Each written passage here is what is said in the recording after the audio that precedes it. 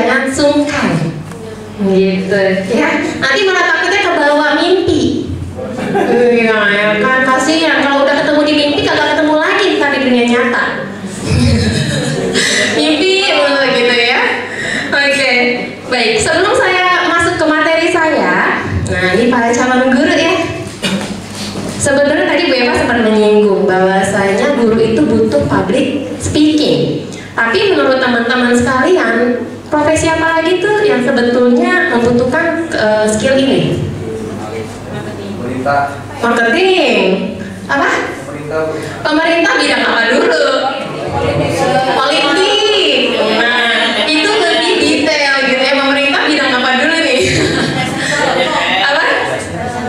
Presenter. Apa lagi? Pembaca berita. Hah? Apa tadi? Reporter. Apa lagi? Pendakwah. Ini yang kelihatan aja ya. Iya kan? Cuman yang kelihatan yang disebutin. Sedangkan sebetulnya public speaking ini teman-teman itu tidak hanya dibutuhkan dari profesi yang tadi teman-teman sebutkan saja. Seluruh profesi itu membutuhkan, jadi semua profesi itu pada dasarnya membutuhkan skill untuk public speaking. Bahkan chef yang bekerja di restoran, di dapur pun membutuhkan public speaking. Nah ya. Tadi yang disebutin yang kelihatan di media aja kan? Iya. Padahal seluruh profesi itu membutuhkan skill ini atau kemampuan ini, gitu kan ya? Seorang chef di sebuah dapur, dia harus mengkomunikasikan apa saja kebutuhannya kepada siapa? Asisten-asisten chef yang lainnya, kepada pramusaji, betul nggak? Iya. Kalau misalnya nggak bisa menyampaikan dengan baik, kira-kira akan tersampaikan nggak? Oh, menunya hari ini tuh ini loh. Enggak kan? Sedangkan tugas pramusaji, pasti teman-teman pernah lah ke restoran gitu kan ya? Menunya bingung nih, pasti nanya kan ke pramusajinya, betul nggak? Iya. Ini apa sih mas maksudnya? Berarti, mahal banget. Nanya harga ntar aja. Pura-pura nanya isinya dulu gitu ya, sambil ada harga. Gitu. Jadi memang chef itu pun harus mengkomunikasikan apa saja yang dia masak. Begitu pula untuk tugas-tugas profesi yang lainnya. Seperti itu ya teman-teman.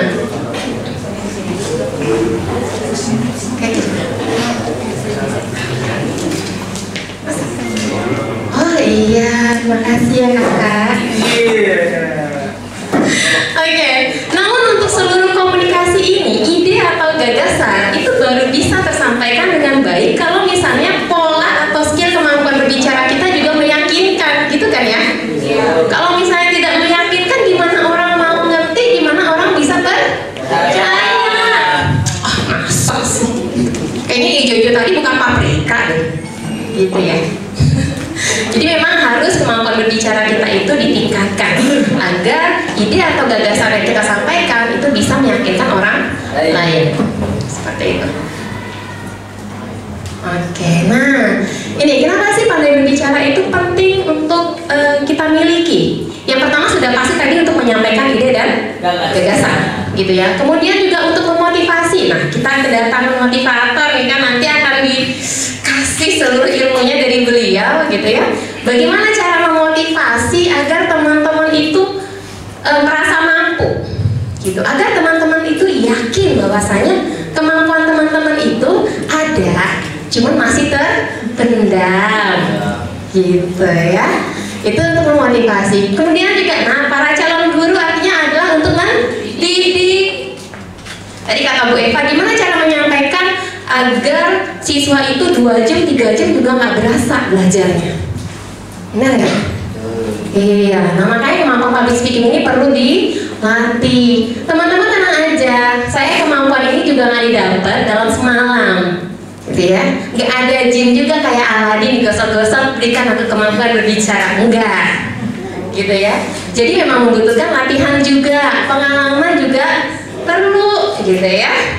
Itu untuk mendidik. Kemudian juga kalau di bidang organisasi, seorang HRD itu harus menjelaskan kebijakan di organisasinya, di perusahaannya.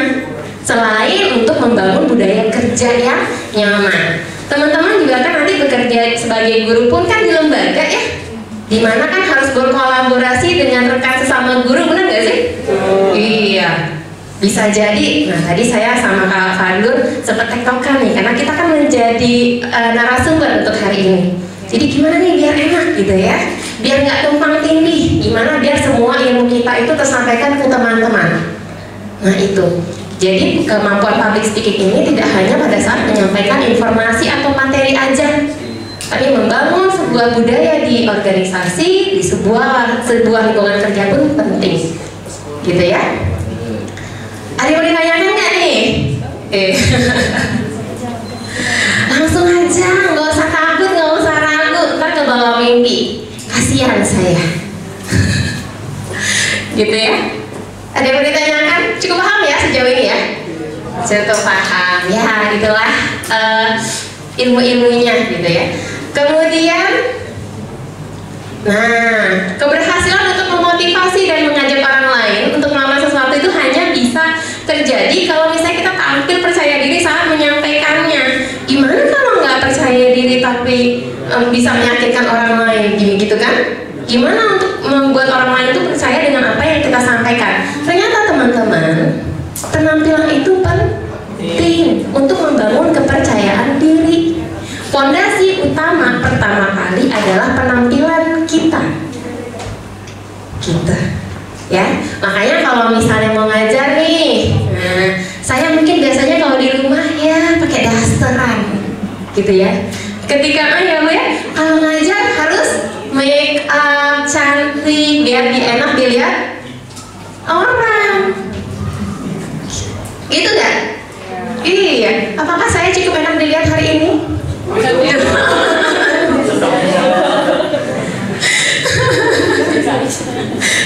Senyum-senyum gitu ya. Jangan lupa mandi gitu kan ya. Kemudian boleh menggunakan parfum ya Bu ya. Rambutnya ditata, yang menggunakan jilbab hijab mungkin bisa digosok jilbabnya gitu kan ya. Menggunakan aksesoris yang mungkin bukan mencolok ya, tapi enak dilihatnya gitu, nyaman. Nah, kesesuaian warna itu juga penting ya teman-teman. Berpakaian. Nah, itu salah satu cara untuk membangun fondasi kepercayaan diri pada saat tampil di depan forum. Gitu. Tapi ini nanti akan banyak beberapa tadi saya bocoran guru-guru untuk TK ya Bu ya. Nah, mungkin kalau yang untuk calon-calon guru TK gitu ya, bukan berarti harus menggunakan baju warna-warni seperti badut, enggak gitu ya. Tapi mungkin aksesorisnya lebih bikin anak itu senang ketemu, lebih cerah gitu. Warna itu ternyata memainkan peranan yang penting pada saat kita menjadi penampil di depan orang gitu ya. Kemudian jangan lupa tuh gosok gigi gitu kan. Jangan dikira ngomong di depan kelas seperti ini orang nggak kecium bau kita, belum tentu ya enggak? Iya kan. Jadi jaga penampilannya agar bisa tampil percaya diri pada saat menyampaikan informasi gitu, apalagi pada saat mengajar. Gimana mau senang gitu kan penontonnya, audiensnya, kalau misalnya pengajarnya gitu. Waduh. Kira-kira akan percaya nggak dengan materi yang dia sampaikan? Iya kan? Apakah akan percaya? Kan tentu saja tidak gitu. Tahu Vicky Prasetyo nggak? Tahu kan? Tuh, kurang percaya diri apa lagi dia? Benar nggak? Iya, benar nggak sih? Siapa di sini yang nggak tahu Vicky Prasetyo? Angkat tangan. Coba. Over pede aja. Gak masalah, yang penting ngomong dulu. Tapi yang kita contoh dari Vicky Prasetyo itu bukan asal ngomongnya ya, bukan. Tapi bagaimana dia bisa menampilkan diri sehingga orang-orang bisa percaya kan pada zaman itu, benar nggak? Iya. Orang-orang bisa percaya loh dengan katanya ngalor ngidul, nggak tahu jantungannya kemana, benar nggak? Ya kan, just kayak politik aja nggak dinikahi kan? Nah gitu. Jadi memang harus percaya diri, itu penting sekali. Oke? Kemudian, oke, sepertinya agak sulit ya Pak Padur. Untuk tujuan berbicara, yang pertama pasti mengajar. Nanti kan teman-teman sebagai guru pasti mengajar gimana siswa-siswanya untuk ayo kita mengerjakan tugas ini, gitu kan ya. Nah, dengan cara yang bagaimana silakan disesuaikan dengan usianya, gitu. Mungkin kalau ke anak-anak intonasi suara, nah sekalian ilmunya agak saya oper-oper ya, secara psikologis gitu. Anak-anak, teman-teman, bagaimana cara mengajak anak-anak untuk mau melakukan apa yang kita inginkan? Anak-anak itu senang sekali dengan suara yang tinggi, sayang, gitu. Iya, anak-anak itu sangat suka dengan bukan teriak ya, ayo sini sama kakak, gitu. Mereka lebih senang cenderung ke sana suaranya. Tapi kalau udah mulai remaja, pakai suara cepreng udah kagak ngaruh. Enggak, gitu, udah nggak ngaruh. Tapi bukan berarti suaranya harus mesra ya, sayang, gitu enggak.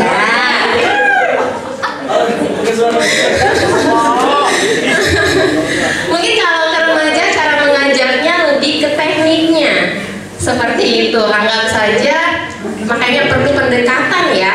Nah, public speaking itu dibutuhkan bagaimana cara kita mengajak seseorang dari berbagai usia sehingga mereka mau melakukan apa yang kita inginkan.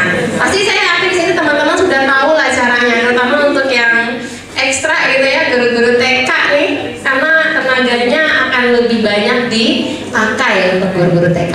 Itu yang pertama, mengajak. Kemudian juga menyarankan. Ketika seseorang mungkin bekerja sebagai konselor gitu ya, teman-teman juga pasti punya teman yang kadang kita jadi teman curhat ya sih? Oh, bener ya, curcol gitu ya. Nah, menyarankan gimana kita bisa meyakinkan orang lain bahwasanya saran yang kita berikan itu bisa kok diaplikasikan. Nah, itu juga kebutuhan public speaking gitu ya, tujuan berbicara di sana.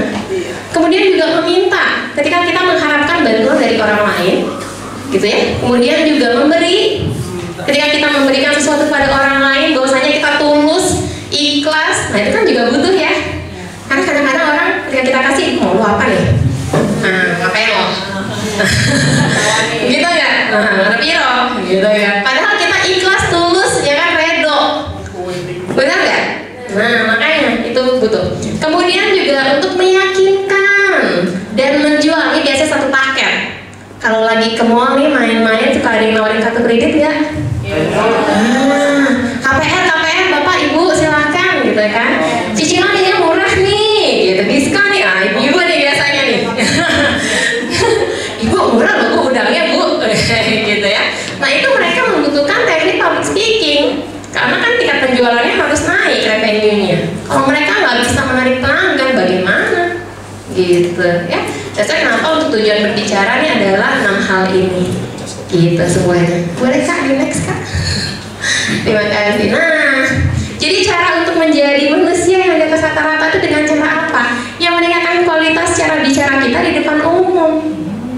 Mau lulusan, mohon maaf ya, saya tidak mendiskreditkan siapapun. Mau yang lulusan SD pun, kalau public speakingnya bagus, dia akan sukses. Gitu, bener gitu nggak Kak? Gitu, ya. Jadi memang public speaking itu dibutuhkan sekali pada saat dari dulu, terutama saat sekarang. Banyak kan ya kita menemukan di platform-platform sosial media. Ya, siapa di sini yang suka ikut-ikut saran influencer? Ya enggak? Bikin ini Kak bagus, transfer proof. Ya enggak? Meninggalkan jejak gitu, tenang gitu ya. Nah, gitu. Luar biasa kemampuan public speakingnya mereka ya, sampai bisa membuat orang lain tuh berbondong-bondong untuk membeli. Mungkin kalau yang laki-laki apa sih biasanya? Kemeja. Masa sih? Masa? Hah? Knalpot? Knalpot tuh. Tuh, dari mana tuh ngeliatnya? YouTube? TikTok. Itulah makanya sampai bisa beli kan, berarti kemampuan public speakingnya terpakai dan memang penting untuk bagaimana kita bisa mempengaruhi orang lain, membuat orang lain percaya dengan apa yang kita katakan. Padahal bisa jadi pada saat udah beli ternyata zonk, bener gak? Sering gitu gak sih? Karena saya kan perempuan ya, saya tuh kadang-kadang suka terinfluencer itu gara-gara lipstick. Banyak beli lipstick gitu. Bahaseng, lihatnya di mana? TikTok. Ah, ada? Oh, TikTok. Beli ternyata rasanya nggak enak gitu ya. Zonk banget sih itu. Udah gitu mahal lagi. Oh, warna doang. Wah, warnanya menarik. Basreng. Saya baru tahu ngeliat basreng dari warnanya. Saya pikir kalau basreng itu ngeliatnya dari crunchy-nya, bener nggak sih? Iya. Agak beda emang. Agak beda ya, nggak apa-apa. Unik, sangat langka. Jadi mohon dijaga, ya teman-teman semua. Ini sangat langka nih seleranya. Boleh kak? Next. Oke, nah, tapi di sini pada kebanyakannya apa sih? Takut, malu. Nih, jadi kayaknya susah banget kalau kita ngomong di depan forum gitu ya. Ada yang mau gantiin saya di depan nggak? Langsung hening ya. Langsung hening. Padahal saya cuma nanya. Kan saya nggak minta teman-teman untuk maju ke depan ngomong kan. Saya cuma bertanya, ada nggak yang mau gantiin saya di depan? Tanya boleh nggak? Semua ada. Siapa tuh? Luar biasa, saya apresiasi. Boleh kasih tepuk tangan temennya?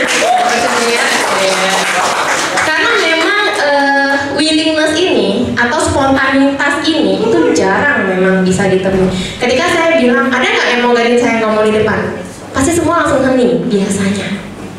Atau saya nanya gini, ada nggak yang mau nanya? Saya nggak ikut ke depan kan? Cuman saya tanya, ada nggak yang mau bertanya? Cuman sekedar angkat tangan kok. Hening. Karena itu, aduh nanya apa ya? Ntar kalau nanya salah gimana nih? Gitu. Ntar gue udah tawain, padahal masih duduk, belum berdiri. Gitu.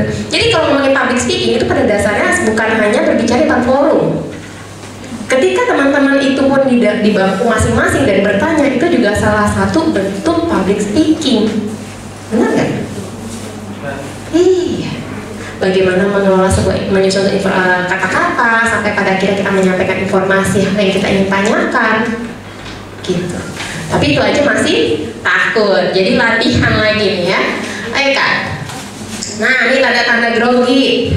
Coba dari 7 ini kira-kira ada berapa poin yang kadang-kadang suka dirasakan gitu ya pada saat mungkin presentasi di depan kelas. Nah, 7-7-nya luar biasa. Kalau jantungnya nggak berdetak kan mati. Iya sih, makanya saya bikinnya lebih cepat pak. Makanya saya bikinnya itu jantung berdetak lebih cepat, bukannya nggak berdetak ya. Nah itu agak serem nih. Jadi yang pertama berdetak lebih cepat, kemudian nafasnya pendek, mulai susah untuk menarik oksigen gitu ya. Ya nggak sih, menghirup oksigen kayaknya susah sekali gitu. Kemudian keringat dingin, keringat panas, oke, mungkin lagi demam gitu ya. Kemudian gemetar, berbicara terbata-bata, dan yang terakhir adalah ya kehilangan kata-kata. Nah, biasanya ini problem banget kalau udah mulai gemetar, problematika fisik terjadi, semua apa yang dihafalkan, semua apa yang sudah dilatih lupa. Pada akhirnya malu. Next time mau lagi nggak maju ke depan? Gak usah bohong, gak usah bohong. Mungkin mau, tapi mikirnya 1000 kali. Gitu, karena harus merasakan sensasi yang sama. Tenang teman-teman. Saya spill ya. Saya bekerja sebagai dosen itu kurang lebih selama 8 tahun.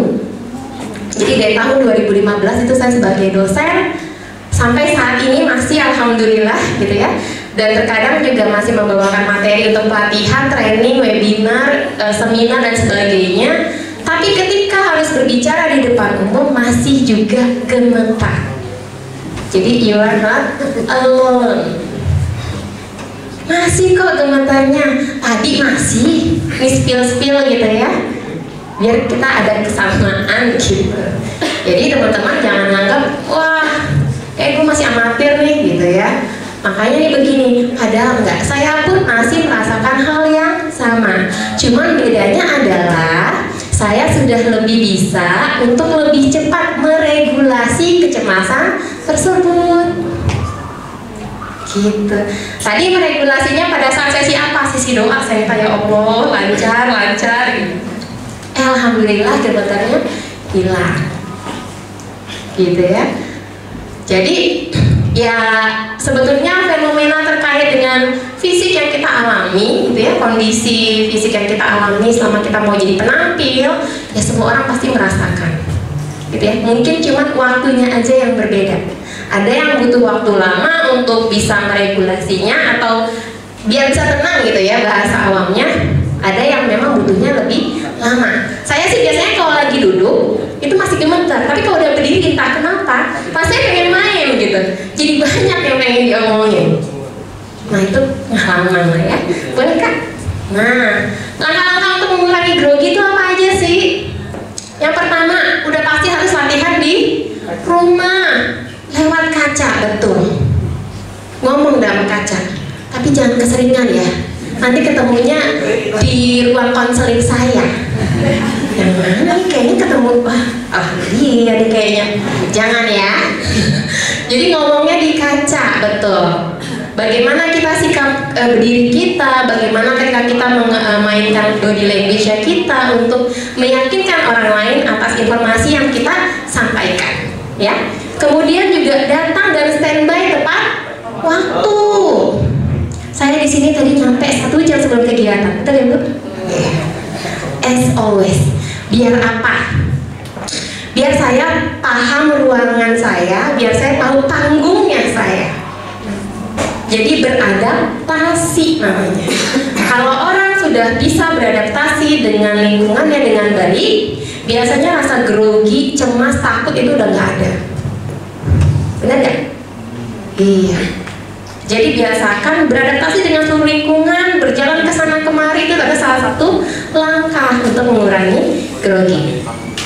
Kemudian jangan lupa juga untuk kenali dan pahami materinya, gitu, ya. Kemudian baca catatan boleh nggak?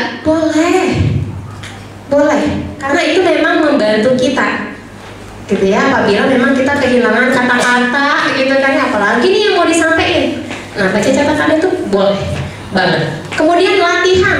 Tadi latihannya di rumah, sekarang latihannya di depan sini, di panggung milik kalian. Gitu, ya. Dimanapun tempatnya, kalau teman-teman sudah bisa menguasai panggung dan tempat teman-teman, mau dimanapun kalian teman-teman berbicara, lancar insya Allah. Oke. Kemudian penampilan ya, tadi kita sudah berbicara penampilan, harus prepare. Kalau saya sih udah menyiapkan dari tadi malam, oh jilbabnya ini nih, gitu. Oh harus ini nih, sepatunya ini aja. Kan? Ini nggak perempuan ribet banget. Aduh, luar biasa itu. Loh, benar ya? Nih, saya tim perempuan nih. Nanti ada kabar tim laki-laki gitu ya. Tapi memang seperti itu, perempuan mungkin lebih ribet gitu ya, karena memang kebutuhan kita banyak. Tapi senang nggak ngeliatnya? Senang nggak? Jadi enggak, jadi prepare saya dari tadi malam nih sia-sia atau ada hikmahnya nih?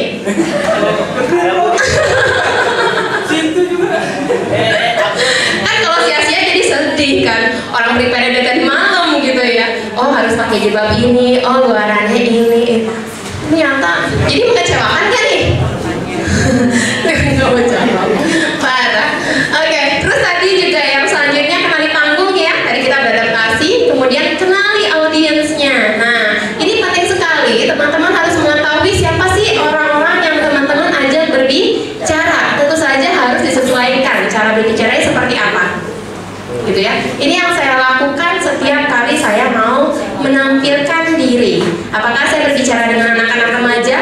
calon-calon guru, ya, calon-calon nanti seprofesi gitu ya, kan guru ya, seperti itu. Atau yang sudah mungkin lebih tua daripada saya, itu harus disesuaikan. Kemudian jangan lupa berdoa. Yang terakhir paling penting, seminar itu tidak hanya dilakukan secara langsung ya, tapi bisa juga dilakukan melalui online. Lewat apa aja? Zoom. Apa lagi? IG bisa. Kemudian ada Microsoft Teams ya, ada Gmeet dan sebagainya. Saya baru tahu ada webinar lewat TikTok. TikTok baik kali. Ada seminar. Oh iya. Oh iya, nggak apa-apa. Pengetahuannya lebih luas iya. Siapa tahu next time gitu ya. Inovasi terbaru. Ini salah satu untuk mengurangi, karena kalau misalnya jaringan internet ini yang terakhir ya, pastikan jaringan internet kita stabil. Kalau misalnya udah mulai mati hidup, wah itu groginya, cemasnya berkali-kali lipat. Karena tanggung jawab kita sebagai pemateri. Oke, teman-teman, boleh di next Kak? Nah, bagaimana sih sebetulnya untuk membuat si audiens ini tetap melek matanya? Yang pertama, suaranya harus meyakinkan. Alhamdulillah dari tadi saya lihat belum ada yang tidur sih. Belum kan ya? Alhamdulillah. Kemudian penampilan penuh dengan percaya diri. Saya senang hari ini semuanya memperhatikan gitu ya. Terus yang ketiga, pengetahuan terkait dengan materi yang dipaparkan. Ini penting teman-teman ya. Kalau misalnya kitanya nggak ngerti ya agak bingung ya nantinya apa yang mau disampaikan ke audiens gitu kan ya. Selanjutnya adalah jawab pertanyaan dengan kebenaran. Kalau misalnya pun tidak mengerti, teman-teman nggak usah takut. Anggap saja bilang ke audiensnya bahwasanya oke, bisa jadikan ini PR untuk saya. Mungkin next time bisa saya jawab ketika ada pertanyaan yang sama gitu ya. Jadi jangan patah arang karena kita hanya manusia, tidak perlu tahu gitu ya. Kadang-kadang juga masih butuh belajar banyak gitu ya. Jadi benar-benar aja, jangan sok-sok tahu gitu ya. Kemudian juga senyuman yang tulus. Saya udah cukup tulus belum sih? Alhamdulillah. Kemudian berbicara dengan kejujuran. Lanjutkan. Nah, ini juga kalimat yang baik. Jadi pergunakan kalimat-kalimat yang baik yang enak didengar. Gitu. Perbendaharaan kata diperkaya, diperbanyak lagi, gitu ya. Kemudian juga waktu yang tepat. Jadi harus perhitungkan waktunya juga untuk para audiens ketika kita memaparkan materi. Selanjutnya kemampuan mengontrol diri. Itu juga penting, bagaimana kita meregulasi kecemasan kita agar semuanya lancar pada saat pemaparan gitu ya. Kemudian juga kemampuan menarik perhatian. Mungkin dari tadi saya memberikan jokes gitu ya. Salah satu adalah bentuk saya atau cara saya untuk menarik perhatian teman-teman. Emang agak camper gitu ya. Biasa. Biasa. Kemudian juga, nah, kurang-kurangin minta maaf ya. Iya. Aduh maaf materi saya begini, aduh maaf saya begini. Tadi kakaknya pada saat jadi MC, maaf enggak. Baik teman-teman, mungkin bisa diubah gitu ya kalimatnya. Jadi kurang-kurangin kata-kata maafnya itu gitu ya. Untuk apa sih sebetulnya? Agar kita sebetulnya kalau secara psikologis agar kita lebih percaya diri, itu yang pertama. Kalau kita udah kebanyakan minta maaf pada saat pemaparan materi, yang ada kepercayaan diri kita akan turun, seolah-olah apa yang kita sampaikan kayaknya kurang deh, kayaknya nggak penting deh. Jadi makanya kurang-kurangin ya. Terus juga perhatikan audiens. Nah, saya berusaha untuk menjaga eye contact saya dengan beberapa orang. Benar ya dari tadi ya. Alhamdulillah. Karena masih belajar kita semua. Kemudian siap beradaptasi dan juga stamina. Kita doakan semoga Kak Muyi cepat sehat gitu ya. Kasihan. Aduh, staminanya Kak. Kita doakan. Oke, Kakak. Ya, the last but not least. Jadi pengalaman itu memang penting ya. Jangan berhenti berlatih. Gitu. Kalau misalnya gagal sekali bukan berarti selanjutnya akan gagal. Mungkin bisa jadi seperti ini, sorry teman-teman. Kalau misalnya pada saat mengajar, pada saat kita masuk ke dalam kelas, kita paparan, ternyata siswa kita kurang tertarik pada kita, gitu ya, pada paparan kita. Tapi kayaknya di kelas yang sebelumnya tertarik deh. Itu bukan gara-gara teman-teman pada saat pemaparan, bisa jadi mungkin treatmentnya aja yang berbeda. Makanya penting sekali juga untuk mengenali audiens, gitu ya. Nah itu pengalaman, dan pengalaman adalah kunci kesuksesan dalam berbicara. Ini adalah goalsnya kita, benar nggak? Benar ya para calon guru nih. Assalamualaikum. Oke, baik. Ini materi saya yang terakhir, boleh Kak? Terima kasih banyak atas atensinya.